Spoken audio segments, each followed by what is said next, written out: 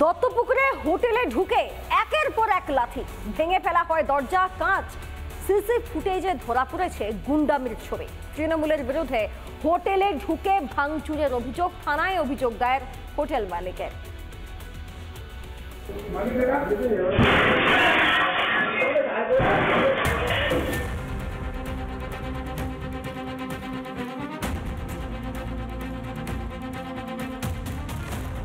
চাঁদা তোলা নিয়ে বচসার জেরে তপসিয়ায় তৃণমূল নেতাকে মারধর তৃণমূলেরই।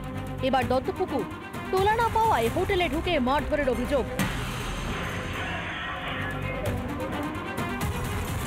হোটেলে ঢুকে রিসেপশনের দরজায় একের পর এক লাঠি। অভিযোগের তীর পঞ্চায়েত প্রধান মান্তু সাহার অনুগামীর দিকে। আমার হোটেলে মান্তু সাহা তার দলবল পাঠিয়ে ভাঙচুর করায়। তখন আমার হোটেলের যারা স্টাফ ছিল তাদেরকে হেনস্থা করা হয়, আর হোটেল রেজিস্টার খাতা ডকুমেন্ট সঙ্গে আমার 1,78,000 টাকা পাওয়া যায়। শুধু হোটেলে ঢুকে গুন্ডামিতেই থেমে নেই, থানার ভিতরে পুলিশের সামনেই হুমকি দেওয়ার অভিযোগ মান্তু সাহার বিরুদ্ধে। দত্তপুকুর থানায় আমি যাওয়ার পরে আমাকে দীর্ঘক্ষণ বসিয়ে রাখার পরে তারপরে মান্তু সাহা তার দলবল গিয়ে ঢুকে, এবার সেখানে আমাকে বলা হয় যে ওখানে কোনোভাবে আমাকে ব্যবসা চালাতে দেওয়া হবে না। আগেও আমরা করতে দিইনি, এখনো করতে দেবো না, এই বলে আমাকে থানা থেকে বের করে দেওয়া হয়।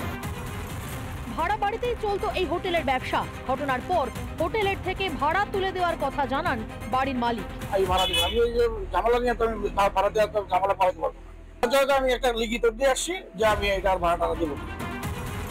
পুলিশ সুপার ও দত্তপুকুর থানায় অভিযোগ দায়ের ব্যবসায়ীর।